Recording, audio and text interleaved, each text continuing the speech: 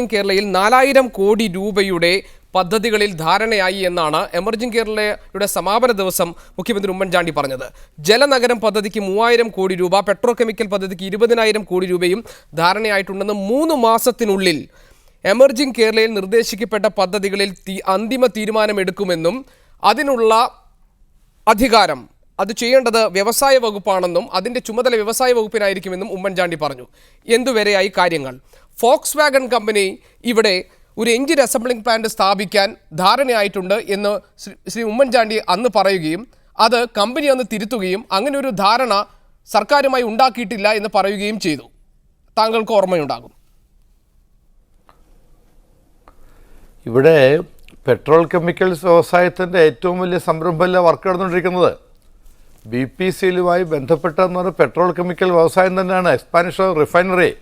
അതുമാത്രമല്ല, അത് നമ്മൾ പ്രതീക്ഷിച്ചതിനേക്കാളും 20,000 കോടിയുടെ അപ്പുറത്തേക്ക് അത് പോകാൻ പോകാൻ വർക്ക് ആരംഭിച്ചു കഴിഞ്ഞു. അത് എത്രയും പെട്ടെന്ന് പൂർത്തിയാകും. അത് എമർജിംഗ് കേരളയിൽ പെടുത്തില്ല എന്ന് വാശി എന്തിനാ? അതും എമർജിംഗ് കേരളയിൽ ബന്ധപ്പെട്ട പദ്ധതി തന്നെയാണ്. പിന്നീട് കേരളത്തിൽ ഏതെങ്കിലും ഒരു കാര്യം തീർച്ചയാണല്ലോ, കേരളത്തിന് അതിൻ്റെ പരിസ്ഥിതിക്ക് പറ്റിയ ചില വ്യവസായങ്ങൾ പറ്റുള്ളൂ. അതിന് പറ്റിയ വ്യവസായങ്ങൾ എടുത്ത് വരുമ്പോഴാണ് നമ്മൾ IT ഓറിയൻറ്റഡ്, നമ്മുടെ സ്കിൽ ഡെവലപ്മെൻറ്റാണ് കുട്ടികളുടെ. ശ്രീ ആരിഫ് പറഞ്ഞത് അല്ല, ശ്രീ ജോസഫ് മാറ്റ് പറഞ്ഞത് ശരിയല്ല. ഇവിടെ കളമശ്ശേരിയിൽ സ്റ്റാർട്ടപ്പ് വില്ലേജ് വളരെ ഗംഭീരമായിട്ട് പോവുകയാണ്. പിന്നെ ഒരു മാസം കൊണ്ടോ ഒരു വർഷം കൊണ്ടോ 2 ലക്ഷം കെട്ടിടം ഉണ്ടാക്കാൻ കഴിയുമോ? അതിന് കാലതാമസം ഉണ്ടാകും, അതിന് മെറ്റീരിയൽസ് കിട്ടണം.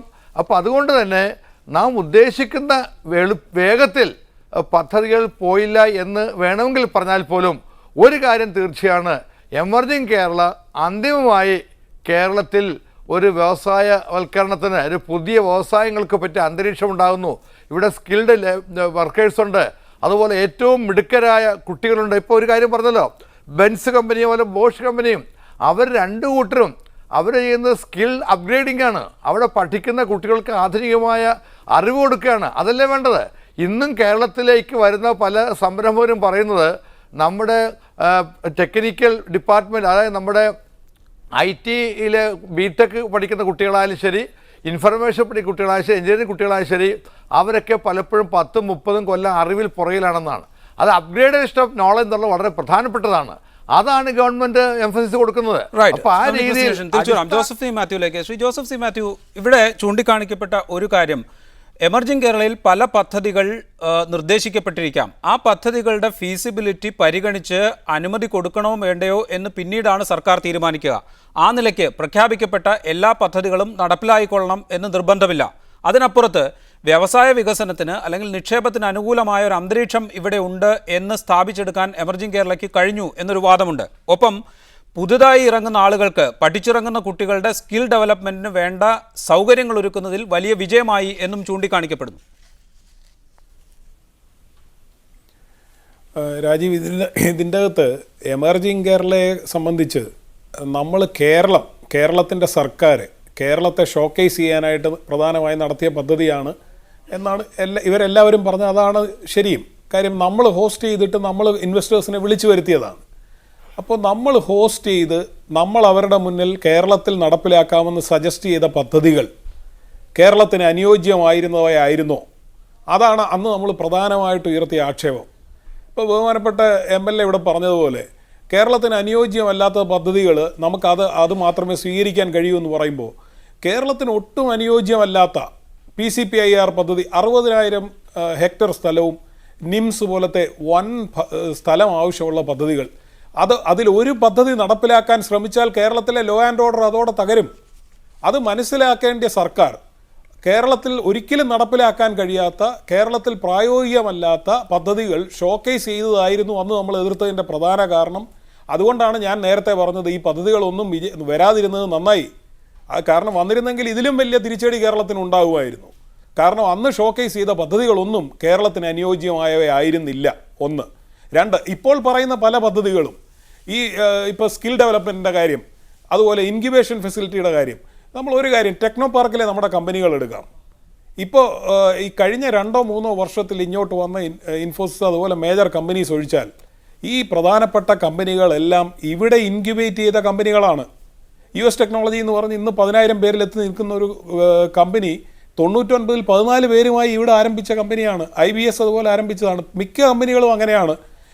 നമ്മുടെ സ്റ്റുഡൻസ് ആയിട്ടുള്ളവരാണ് ടിബിക്ക് സെൻറ്ററിൽ ഇൻക്യുബേഷൻ ഫെസിലിറ്റിയിൽ പല കമ്പനികളും ആരംഭിച്ചിട്ടുള്ളത്. അതുകൊണ്ട് അത് ഇന്നോ ഇന്നലെയോ തുടങ്ങിയ പ്രക്രിയയല്ല, അത് തുടർന്ന് വരട്ടെ, അതിനെ പ്രോത്സാഹിപ്പിക്കുകയും ചെയ്യട്ടെ. അതിനെ ഒന്നുമല്ല ഈ പറയുന്നത്. ഇത് കേരളത്തിന് ഒട്ടും അനുയോജ്യമല്ലാത്ത പദ്ധതികളെ ഇവർ പ്രോത്സാഹിപ്പിക്കുകയും, ഇപ്പം നേരത്തെ MLA ഇവിടെ കുറേ പദ്ധതികൾ KSIDCയുടെ ബ്രോഷറിൽ നിന്ന് വായിച്ചു. ഞാൻ പറയുന്നത് അന്ന് ലിസ്റ്റ് ചെയ്ത കുറേ പദ്ധതികളുടെ കാര്യത്തിലും ഇപ്പോൾ വേളിയിലെ പദ്ധതിയെക്കുറിച്ച് എതിർപ്പ് വന്നപ്പോൾ ഇതേ ആൾക്കാർ തന്നെ വന്ന് പറഞ്ഞത് ഇതൊന്നും സർക്കാർ അനുവദിച്ച പദ്ധതികളല്ല, KSIDC വെറുതെ ഷോർട്ട് ലിസ്റ്റ് ചെയ്തിട്ടിരിക്കുന്ന കുറേ പദ്ധതികളെന്നേ ഉള്ളൂ എന്നാണ്. അന്ന് KSIDCക്ക് ഒരു ആധികാരികതയും ഇല്ല എന്ന് പറഞ്ഞ് ഡിഫെൻഡ് ചെയ്ത അതേ ആൾക്കാർ തന്നെയാണ് ഇന്ന് സർക്കാരിന്റെ ഔദ്യോഗിക ഡിപ്പാർട്ട്മെന്റ് ഒഫീഷ്യലി കൊടുത്ത മറുപടിക്ക് ബദലായി ഒരു നിക്ഷേപക സൗഹൃദാന്തരീക്ഷം സൃഷ്ടിക്കുന്നതിനും ലോകത്ത് നടക്കുന്ന വികസന സംരംഭങ്ങളിൽ കണ്ണിചേർക്കപ്പെടുന്നതിനും വേണ്ടി കേരളത്തെ ലോകത്തിന് പരിചയപ്പെടുത്തുക എന്നതായിരുന്നല്ലോ എമർജിംഗ് കേരളയിലൂടെ സർക്കാർ ഉദ്ദേശിച്ചിരുന്നത്. അത് എത്രത്തോളം നടന്നിട്ടുണ്ട്?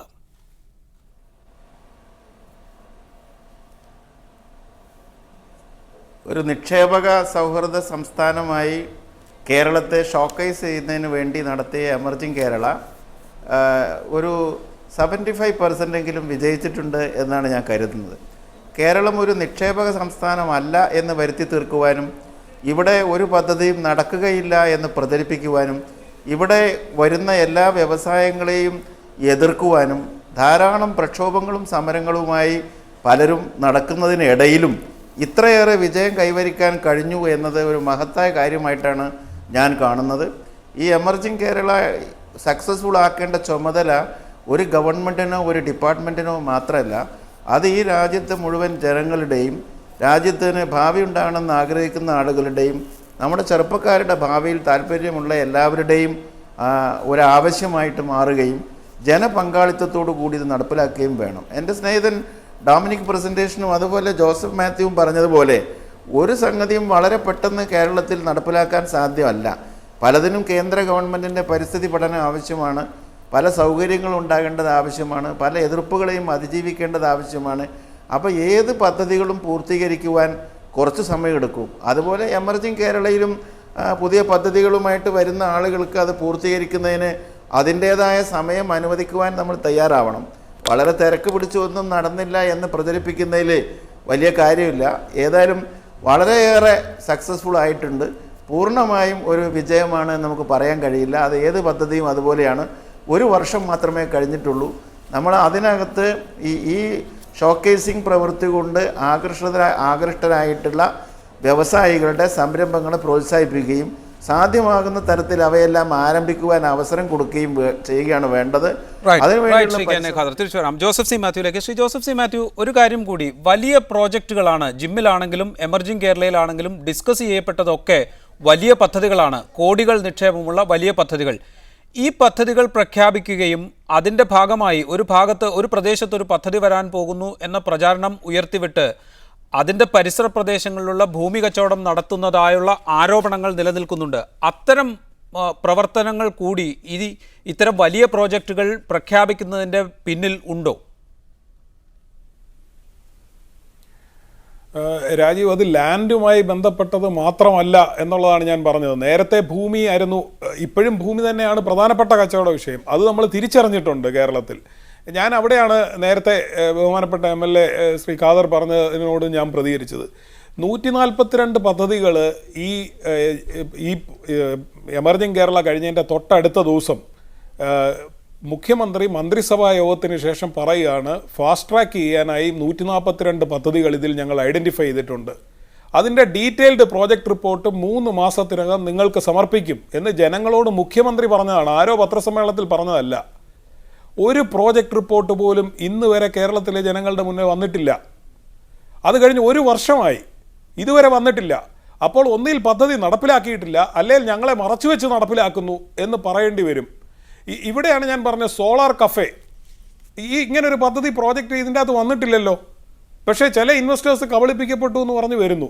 അപ്പോൾ ഇങ്ങനൊരു മാമാങ്കം നടക്കുമ്പോൾ അതിൻ്റെ ഉദ്ദേശ ലക്ഷ്യങ്ങൾ എന്താണ് എന്നും അതിൻ്റെ പ്രോജക്റ്റ് എന്താണെന്നുള്ളത് ട്രാൻസ്പെറൻ്റായി നമ്മുടെ മുന്നിൽ വന്നെങ്കിലേ ഇത് വിജയിച്ചോ ഇല്ലയോ എന്ന് പറയാനൊക്കെ ശ്രീ ഡൊമിനിക് പ്രസിഡന്റ് ഈ ചർച്ച അവസാനിപ്പിക്കുമ്പോൾ Shri K N A Khader നിരത്തിയ വലിയ പട്ടിക, പദ്ധതികൾ വരാൻ പോകുന്നതിൻ്റെ ഉൾപ്പെടെയുള്ള പട്ടിക, അതിന് പുറത്ത് മുഖ്യമന്ത്രി നടത്തിയിട്ടുള്ള ചില പ്രഖ്യാപനങ്ങൾ, ചില ഉറപ്പുകൾ, പ്രത്യേകിച്ച് പ്രവാസികളെ സംബന്ധിച്ച് ഏറെ പ്രതീക്ഷയോടുകൂടി കാത്തിരുന്നു എയർ കേരളയ്ക്ക് വേണ്ടി.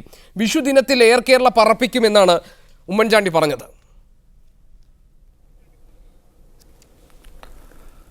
അദ്ദേഹം അങ്ങനെ പറഞ്ഞോ? നിങ്ങൾ ഈ പറയാത്ത കാര്യങ്ങൾ പറയുന്നത് ശരിയല്ല. കേരളത്തിൽ എയർ കേരള കമ്പനി ഉണ്ടാക്കാൻ ഒപ്പിട്ട 3 പേര് ഒരാൾ ഞാനാണ്.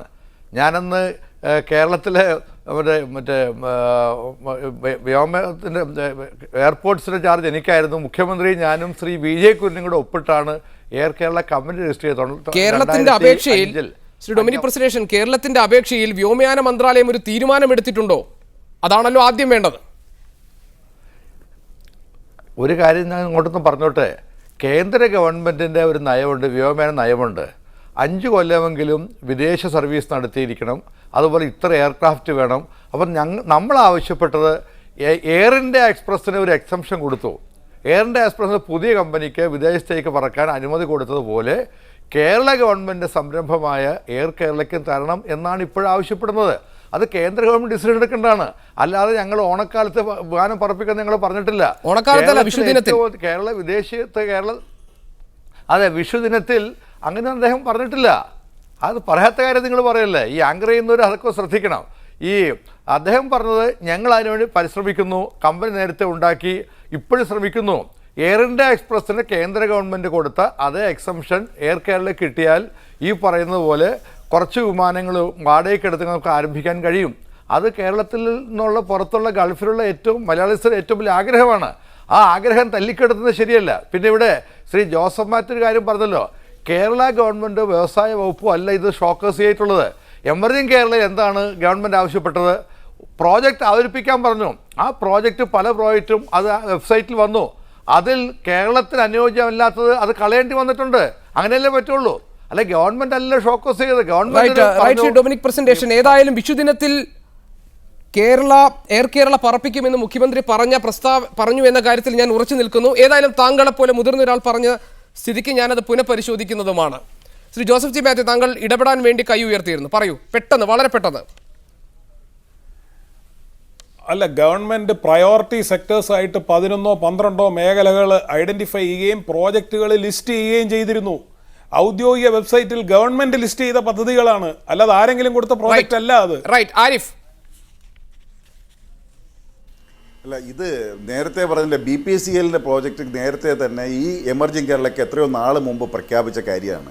അതിന് നേരത്തെ തന്നെ കഴിഞ്ഞ ഗവൺമെൻറ് കാലത്ത് തന്നെ നടപടിക്രമങ്ങൾ ആരംഭിക്കുകയും അതിനുശേഷം അവിടെ വെച്ച് തന്നെ നേരത്തെ തന്നെ പ്രധാനമന്ത്രി പ്രഖ്യാപിച്ചതുമാണ്. അത് എമർജിംഗ് കേരള ഭാഗമാക്കി കൊണ്ടുവരാൻ ശ്രമിക്കുക. അതാണ് ആകെ കൂടി വരാൻ പോകുന്ന ഒരു സെൻട്രൽ ഇൻവെസ്റ്റ്മെൻറ്റായി ഇവർ പറയുന്നത്. മറ്റ് കാര്യങ്ങളെല്ലാം ഞാൻ നേരത്തെ പറഞ്ഞതാണ്. സെൻട്രൽ ഇൻവെസ്റ്റ്മെൻറ്റിന് വിശ്വാസ്യതയുള്ള സ്റ്റേറ്റ് അല്ല കേരളമെന്ന് പ്രഖ്യാപിക്കപ്പെട്ട് കഴിഞ്ഞു. അതിനുശേഷം കേരളത്തിലുണ്ടായിട്ടുള്ള ഈ വ്യവസായ സംരംഭങ്ങൾ ഈ പറയുന്ന ഏതെങ്കിലും ഒരെണ്ണം വരണമെങ്കിൽ 1 യൂണിറ്റ് വൈദ്യുതി കേരളത്തിൽ ഉൽപ്പാദിപ്പിക്കാൻ കഴിഞ്ഞിട്ടുണ്ടോ? എങ്ങനെയാണ് കേരളം ഇൻഫ്രാസ്ട്രക്ചറിൻ്റെ കാര്യത്തിൽ കേരളം 1 ഇഞ്ച് മുന്നോട്ട് പോയോ? ആദ്യം വേണ്ടത് കേരളമല്ലേ. ഇപ്പോഴും ഇന്നലെ വൈദ്യുതി വകുപ്പ് മന്ത്രി നടത്തിയ പ്രസ്താവന എന്താണ്? ഇനി അടുത്ത വർഷം പവർ കട്ടും ലോഡ് ഷെഡിങ്ങും ഉണ്ടാകാതിരിക്കാനുള്ള സാധ്യതയാണ് പ്രതീക്ഷിക്കുന്നത് എന്നാണ്. ഇത്രയും വലിയ മഴ പെയ്തിട്ടും നമ്മുടെ കേരളത്തിന്റെ അവസ്ഥ ഇതാണ്.